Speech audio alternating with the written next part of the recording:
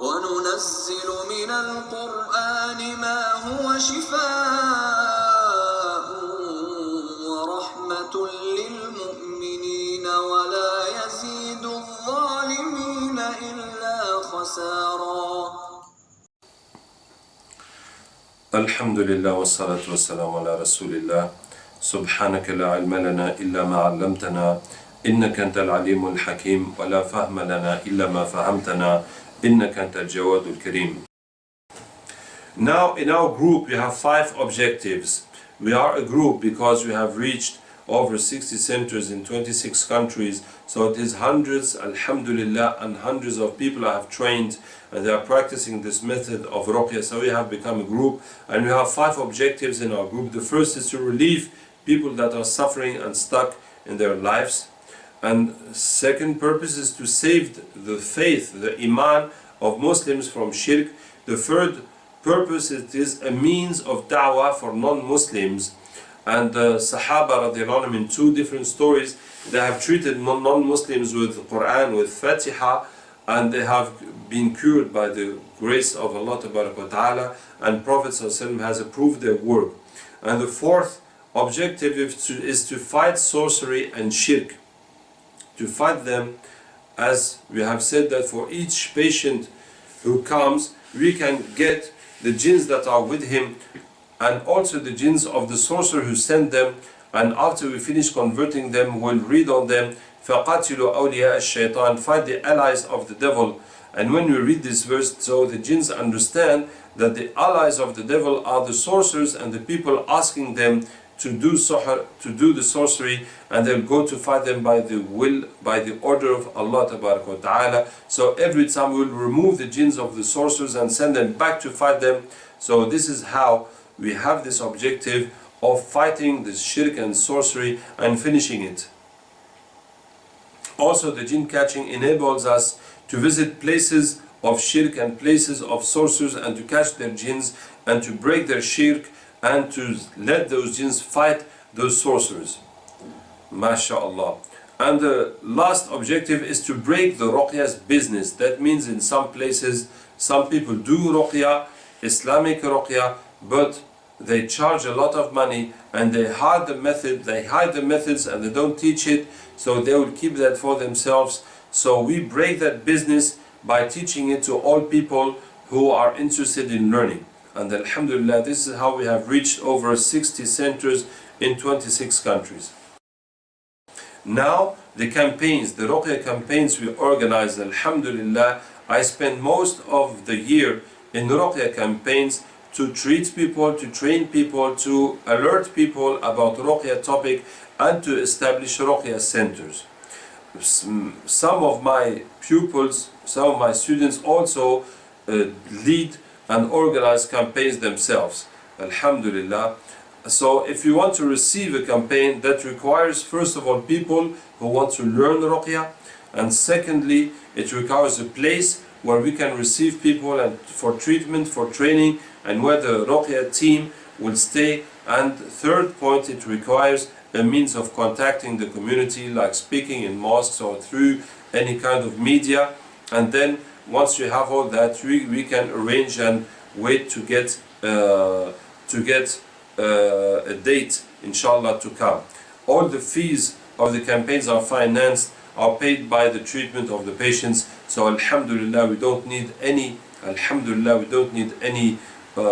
person to help us or to give us money for this work. We will need people to learn to do it and to practice it everywhere, inshallah.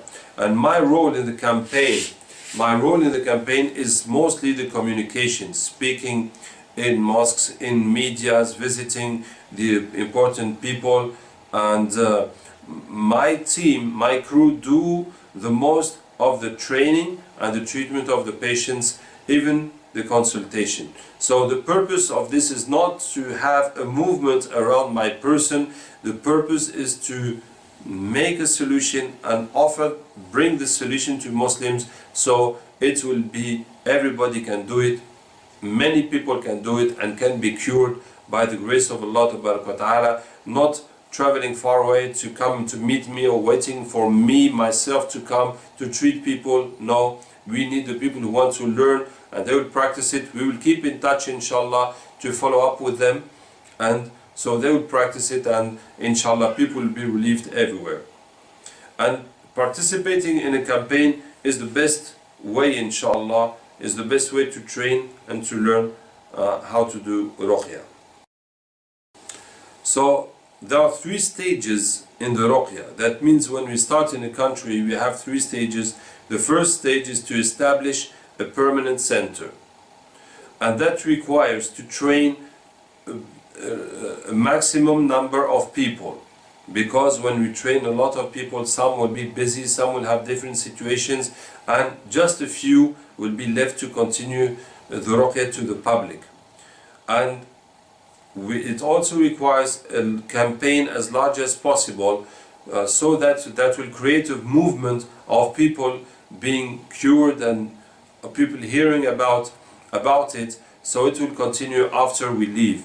And the third point is to visit the religious authorities. So wherever we go, we try to contact the ulama, the scholars, and the responsibles of Islamic activities, so that we will cooperate with them for this work and get their understanding and get their nasiha, get their advice. And even if they have some disagreement with us, we'll try to clarify it, to remove it, or at least to reduce it, inshallah. And the last point is to visit local authorities, to organize ourselves according to the local laws and to local regulations as much as we can. This is quite very different from country to country, from continent to continent.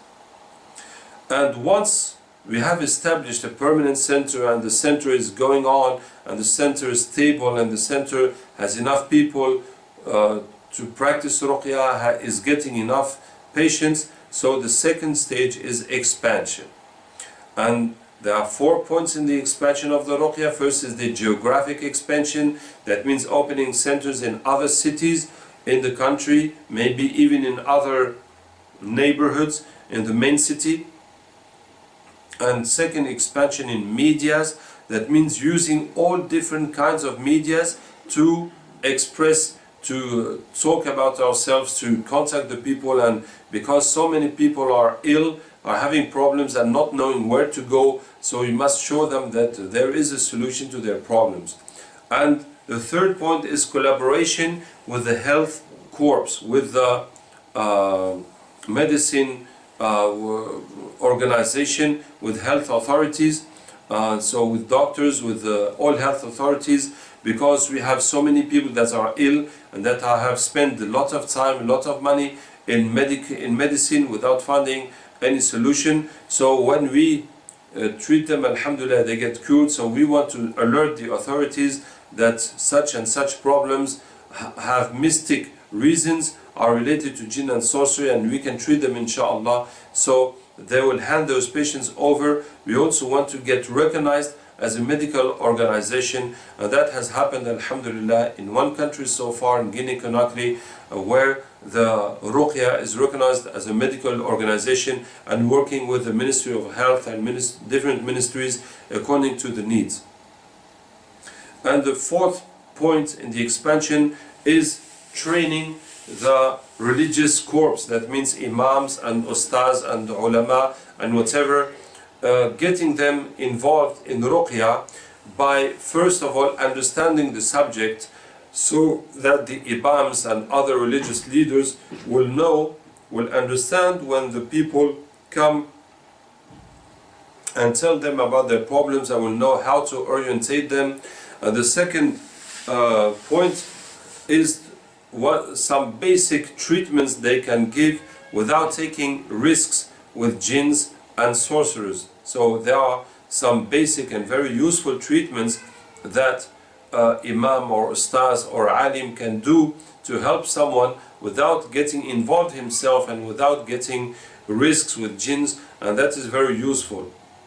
And the third point, the third stage of ruqyah, once we have a permanent center and once we have made expansion and have got many centers and have got into medias, etc. So the third stage is eradication, the eradication of sorcery by fighting all the sorcerers, and the eradication of shirk in all its shapes, because wherever there is shirk there are jinns and shayatheen inside. So when we remove those jinns and shayatheen, that will weaken that shirk, inshallah.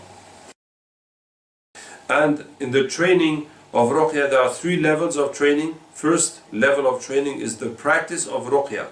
So that contains 6 courses, the risks and protections. So that is the first thing we'll teach you when you come into ruqyah. What are the risks you are encountering and how to protect yourself, how to avoid those dangers. The second course is cupping, hijama. The third is the recitation of ruqyah. Then the treatment, how to explain the treatment to the patient. The fifth is the simple symbols in sorcery, and the 6th course is diagnostic. So once you have done those courses, once you have gone through the theoretical and practical courses, so you can practice ruqyah, you can receive people and follow them from A to Z to treat them, inshallah. And the second level of training is professionalization, and that includes jinn catching, psychotherapy, spiritual program, relation with medicine, dalils, that means the arguments of jinn, the arguments of Quran and Hadith, to show that what we are doing is Islamic, and also knowing the other methods in ruqyah. Now the third level of training is managing a ruqyah center, and that includes these courses, the 5 stages of the group, preaching the ruqyah, the 3 stages of ruqyah, the imam's training, then dealing with money, handling the money in the ruqyah centers, and tightening the ranks of the group.